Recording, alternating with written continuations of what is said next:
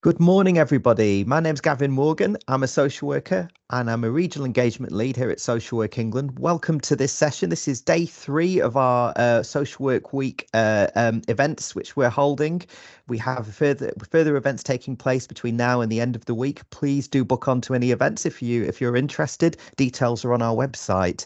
I'm going to introduce you to our speaker shortly. This session is entitled Promoting Diversity and Cultural Sensitivity in Social Work. And I'm very, very excited to introduce our speaker shortly, Vivian. But before I do, I just need to explain a few things. This is a recorded session. Details will be available online after this week. Any views or information provided by our speakers is their own, and we're not necessarily endorsing a particular view. You can see here that the details of that in terms of the legal disclaimer.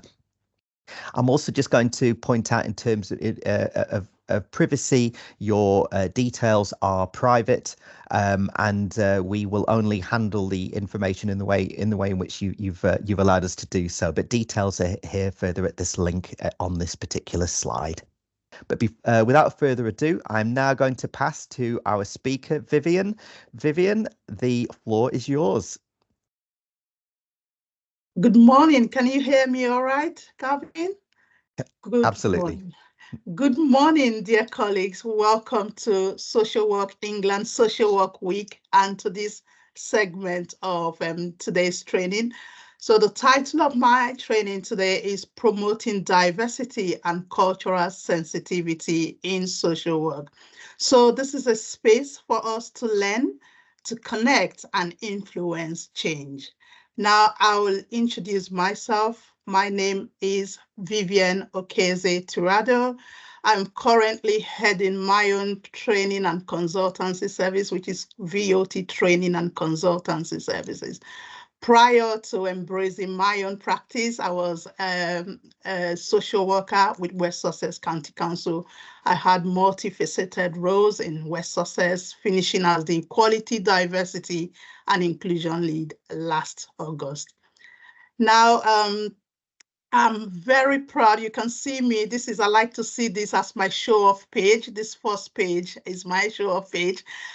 In April 2021, I published my first book, Diversity, A Guide to Working with Diversity and Developing Cultural Sensitivity in Social Work and Social Care. This was, I was stirred up by the murder of George Floyd to write this book. I had written a letter when George Floyd happened. I'm acutely aware that some of us social workers were accused of being silent. I wasn't silent. I wrote an open letter to all, which was published in the West Sussex County Times. Following that, I decided to put pen to paper, and I never stopped writing for the next year until I brought my book out, which was, that's the book. However, in 2022, I had a discussion with Jessica Kingsley Publishers, who then decided that this book should not be confined to social workers and social care staff only. It should be for all people-facing professionals. So last Social Work Day, 2023, which was the last Social Work Day, that was when my second book was published. As you can see me holding it proudly in the screen. And this book is now for all people-facing professionals. I'd like to also just mention that in 2021, I was awarded England Social Justice Advocate Award and the overall Social Worker of the Year Award. Now, these are things I don't take for granted, and I'm very proud of it. As you can see me in the front cover of the Baswa Professional Social Work magazine. It's something that I don't take for granted. I'm really proud to be representing and be a voice for social work in that way. My background is my background is English linguistics. So my first degree was in English linguistics. My second degree in business administration. Social work was what I came to as my third master's degree, and it's been interesting to be in social work. And I like to say that social work is a career like no other. That's what I found. It is a career like no other, and I'm thoroughly enjoying it. And I hope that you all are enjoying social work as well. So that's me in a nutshell. We're going to go straight into what we're doing today. Okay, but before then, let me just read out the session outline for you. This is a space to learn, connect, and influence change. And today we are going to be looking at the importance of promoting diversity and cultural sensitivity in social work, including the place for emotional intelligence, to facilitate participants to reflect on their prejudices, biases, and worldview, which might impact their social work practice or leadership. Today, I'm going to proudly introduce you to the Diversity Acrostic Poem, which is a reflective framework for working with diversity and developing culturally sensitive practice towards cultural competence. Today, I hope that we will discuss practical ways managers and leaders can promote diversity and inspire inclusion, inclusive leadership, and practices. So, dear colleagues, you are practicing a career like no other. I hope you know that. I know that I'm practicing a career like no other. So I'm just going to take us to the basics. What is social work? Apart from it being a career like no other, a career that you are proud of, a career that you're sitting here taking training on. Now let's just go to the International Federation of Social Work. What do they say that social work is? I don't want to be teaching anyone basics, but let's go. I like to go to the basics. Social work is a practice-based profession and an academic discipline that promotes social change and development, social cohesion, and the empowerment and liberation of people. I don't know if you like that definition. I certainly do like that definition. So look at what it says there. It says social cohesion. It talks about liberation. It talks about empowerment. What does this say to us as social workers? To me, it says that social work is a humanitarian career. It's a career that advocates for social change, social justice, anti-discriminatory, and anti-oppressive practice. So look at that. It's cohesion, liberation, and empowerment. So that's why I say to you, the theme for this year's social work, the World Social Work Week or Day this year is Buen Vivio, good living, first of all, and shared future for transformation change. Shared future for transformation change.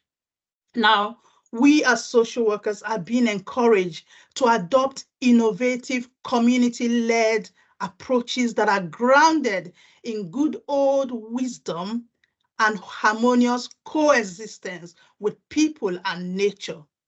What does that say to us as social workers?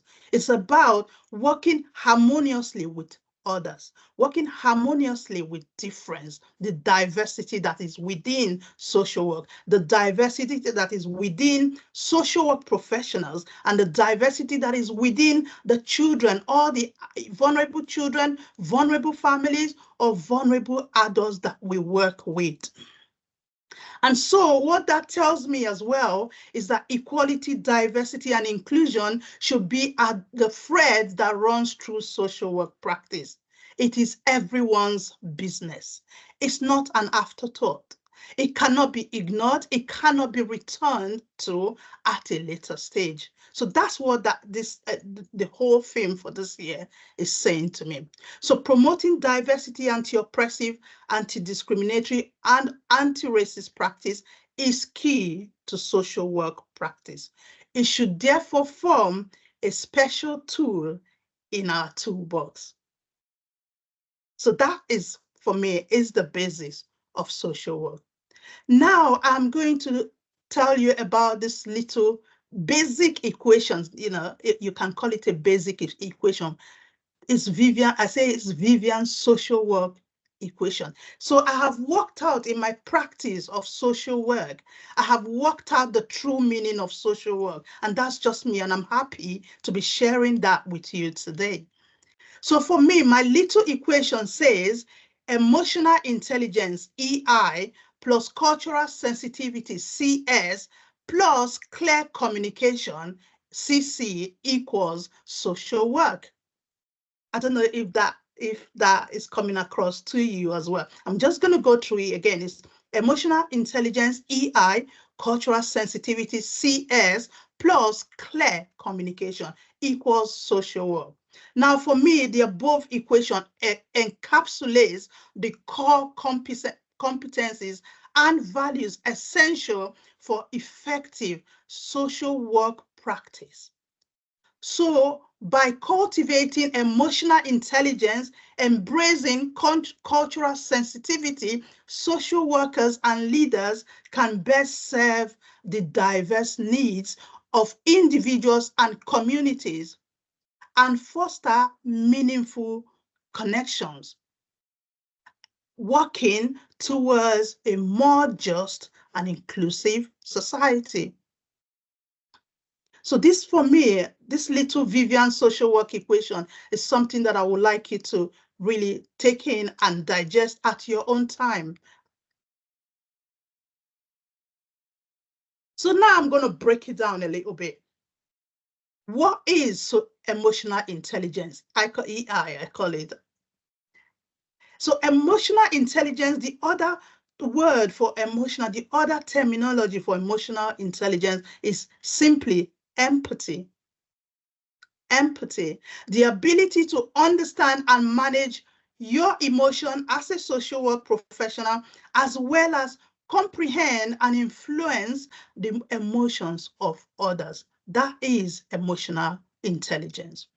So high empathy enables social work practitioners to empathize, to deeply empathize with clients, with colleagues, to help them navigate challenging situations with composure to build rapport and trust.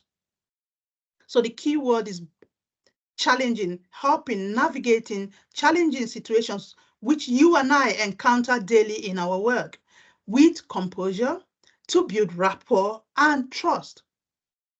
Now, many of you will know Dan Hughes, clinical psychologist, who developed the attachment model. He's the author of Building the Bonds of Attachment. Many years ago, I attended the conference, one of the attachment conferences of Dan Hughes. He was there in person. It was an absolute pleasure to meet him in person. And one of the things that Dan Hughes spoke about that day that has, helped influence my social work practice, he said, empathy is the bane of social work practice. That empathy is the fundamental basis for which social work practice will thrive.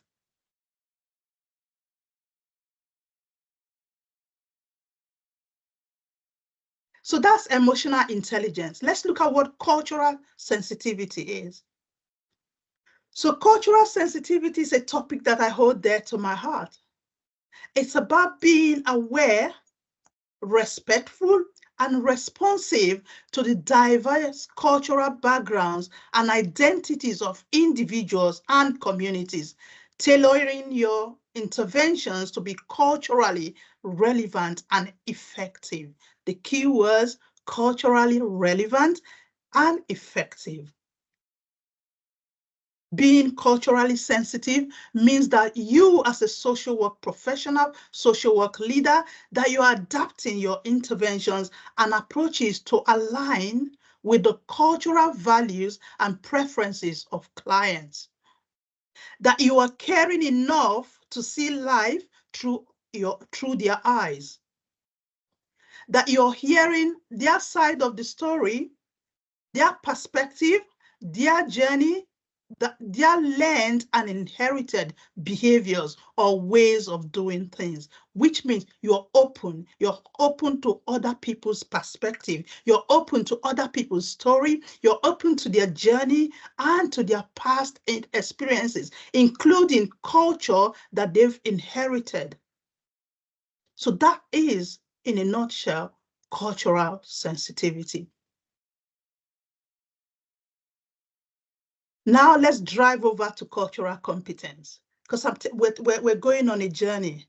We're going on a journey from where social work begins, the basis, the definition. Remember, we talked about the definition, the basic definition of social work. We're now making a journey to the equation, and from there, emotional intelligence, cultural sensitivity, and now we are driving to cultural competence.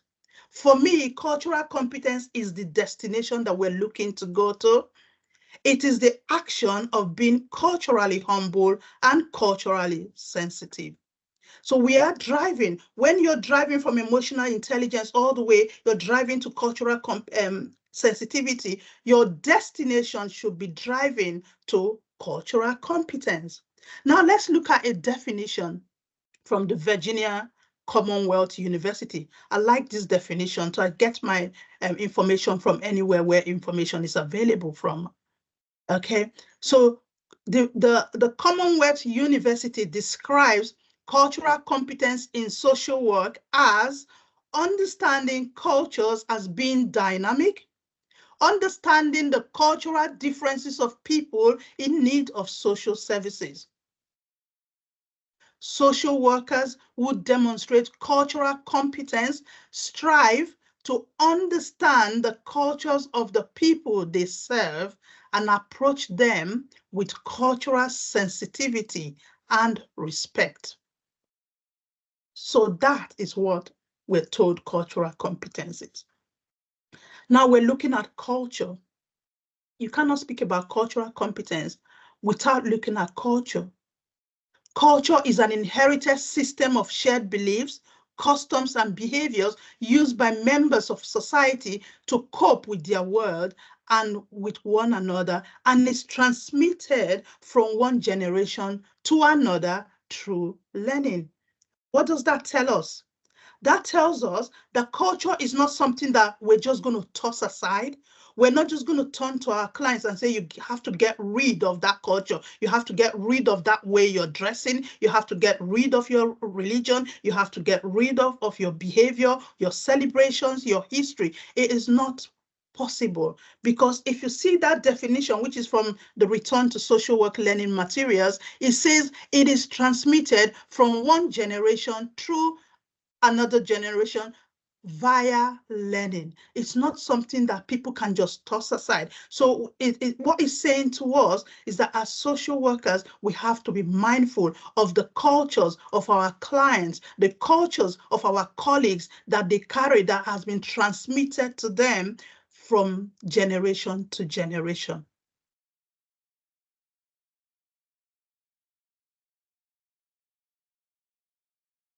So another equation. Another equation. We're not mathematicians here, we're social workers, but let's think about equations every now and then. So cultural competence, cultural humility. I want you to sort of leave today's bite-sized training just knowing this terminology, so that when you come across them, they are not strange to you, and you can defend these terminologies. Now, I have said that cultural competence is that destination we're driving to. It is the goal that we're hoping to achieve.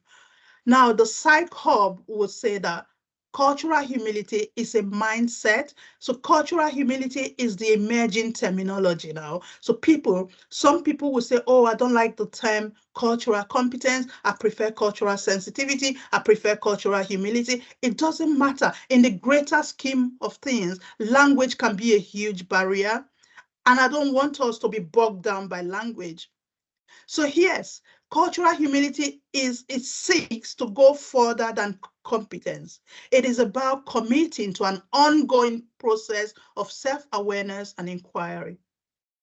That feeling or attitude that you have no special importance that makes you better than others. And that's a definition from the Cambridge Dictionary. I didn't make it up. Okay, it says that cultural humility is the feeling or attitude that you have no special importance that makes you better than others. Your culture is not better than others. Your language is not better than others. Your dressing is not better than others. That's what that tells me. Okay, so what is this? So for me, again, the equation is cultural humility, CH, plus cultural sensitivity, CS, equals cultural competence. I hope you agree with me. That's just you might want to agree, you might want to disagree, but that is how I have viewed social work practice, and I'm viewing it, and I carry on viewing and practicing it. So cultural humility, that goes further than competence, for me, is addition of cultural humility. When you feel that there's nothing in me or special that makes me better than others, and you combine it with cultural sensitivity, where you're able to put yourself in other people's shoes, you arrive at cultural competence. Okay, I hope that is making some sense. Just going.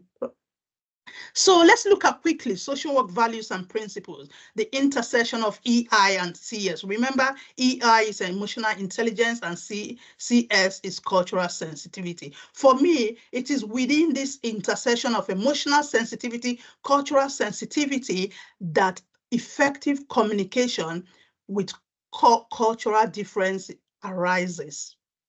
So effective working with diversity arises from the intersection of these two, which then leads to competence, which then means that your interventions are authentic, they come with deeper understanding of clients' needs. It is also at this intersection that social work, it becomes meaningful and demonstrates social work ethics and principles. And what are those ethics? They are tailored intervention, promoting of social justice, challenging discrimination, challenging systemic inequalities. So best piece of social work is done when these three key elements are activated. Okay.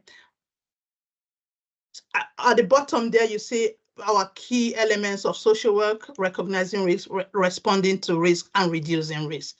Okay, so I'm just going to move slightly quicker so that I can, yeah, okay. I'm going to move slightly quicker now. So I'm not going to dwell on this slide. This is, the legislation. Let's not forget the legislation of working with diversity, the equality legislation, the 9 protected characteristics. As social workers, we must be aware of this. On there, you can see Social Work England stipulations that social workers must recognize difference across communities and challenge the impact of disadvantage. Okay. I'll leave you with that. We know that the Equality Act 2010 protected characteristics and the Human Rights Act 1998. Read it up if you don't know about it. So why promote diversity in social work? Why do we promote diversity? Just as in every sphere of life, social work practice is diverse professionals, diversity of thoughts, diversity of practices, serving diverse vulnerable service users. It requires diverse skills, diverse talents, and thoughts. So promoting diversity is integral to social work practice. It is about recognizing, valuing, respecting, and welcoming difference. Promoting diversity activates equity and is crucial for making equality a tangible reality. Okay, promoting diversity activates equity and it's crucial for making equality a tangible reality. Okay, fabulous. So there are some food for thought. I'm not going to go into it. The reasons why we must promote diversity that is on your screen: the disadvantage faced by children from diverse backgrounds, and the disadvantage faced by young children, young adults, and young people. And we know at the back of our mind that social work is about promoting the best for these children, helping the children to be the best that they can be. So if you look at that, if there are food for thought for you there to see the reason why we must promote diversity.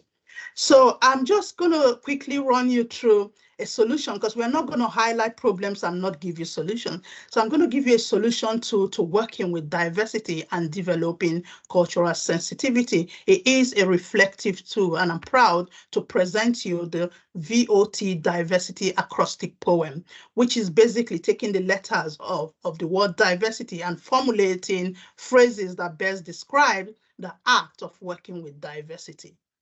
So D says, decide to be a culturally sensitive practitioner. As a social work professional who is doing a humanitarian piece of work, you must decide to be culturally sensitive. I says invite people to speak about their culture, their values, their beliefs and experiences. V says value clients' history, individuality, and difference. E says explore clients' realities and show curiosity. R in diversity says reflect upon all the information received, knowing that information and knowledge amounts to power. S says scrutinize yourself. Scrutinize yourself. And there you see personal SWOT analysis, meaning scrutinize your strengths, your weaknesses, the opportunities available to you, and the threats in front of you. Today is an opportunity for you to develop yourself on cultural competence and cultural sensitivity. I says identify strategies to aid your work. T says train people train yourself to treat people individually. Y says yield to culturally sensitive practice. You yield to it because it is happening. Diversity is all around us. Okay. So if you want to know more about this poem, my book, as I showed you in the first screen, have a detailed how you can use each of these characteristics to help yourself in terms of cultural sensitivity and cultural competence. Okay, I'm moving quickly now. Okay, so working with diversity, what is the role of leaders? As a leader, are you aware of your conscious and unconscious bias? What steps do you take to create a diverse workforce? What is your organization's diversity and recruitment and retention strategies? Are they built to attract and retain staff from disadvantaged communities, or are they built to keep people away? How important is it for you to be an inclusive leader? Do you want to change the status quo? These are the questions. If you're a leader within this forum, these are the questions that you want to ask yourself. So my suggestion to you is that as a leader within the field of social work, that you are respecting diversity, that you are self-scrutinizing yourself, that you're providing mentoring and coaching support, role modeling, ensuring that your organizational work, culture, and vision genuinely promotes diversity, that you are avoiding tokenism. I want to underline that word, is so visible around us. It's shallow. The other word for it is shallow diversity. You're ticking the diversity boxes. It's becoming more and more apparent in our community and in our society when organizations are doing that. So as a leader, please do show deep commitment to social justice and to oppressive practice. Okay. Find opportunities to train yourself and steer away from the iceberg of ignorance, I would say, where you remain confined to the summit, neglecting to observe the surroundings and what lies beneath it. So leaders should come out to their staff teams to speak about their issues. I'm acutely aware that I'm rushing through, but yeah, it is a bite-sized session, and that's what it is.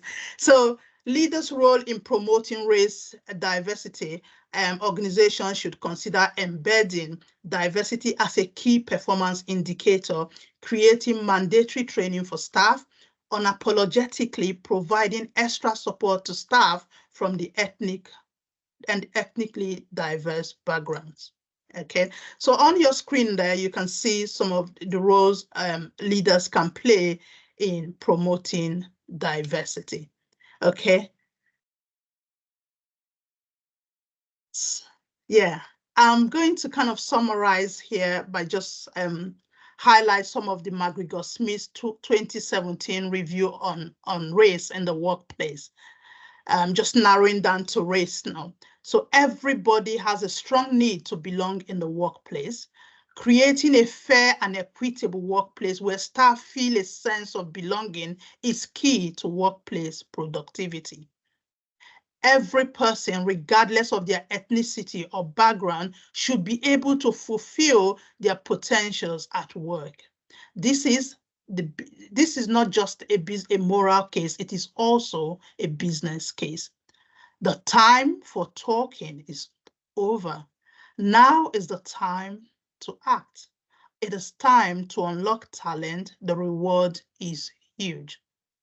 Fully inclusive workplaces should be the target. It should be top priority.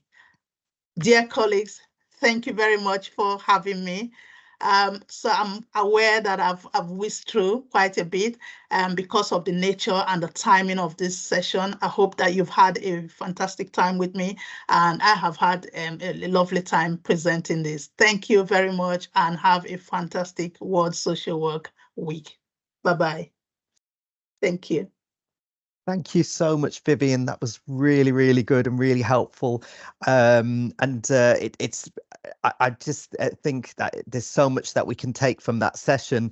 And what I will turn to everybody in the room to say is, if you're going to use this for your as part of your continuing professional development records for this year, always remember to think about how it's going to improve your practice. Think about how you might use it to improve the delivery of social work, and most importantly, think about how you'll use it to improve the outcomes for the people who receive services. And Vivian's given a really, really rich presentation there, and I can just think about how I might use it in practice, and I welcome everyone to think about how they might do that for themselves and their organizations. But without further ado, I think this is we have to leave it there, and we'll hopefully see you at one of our future sessions. Thank you so much. Thank you, everyone. Thank you.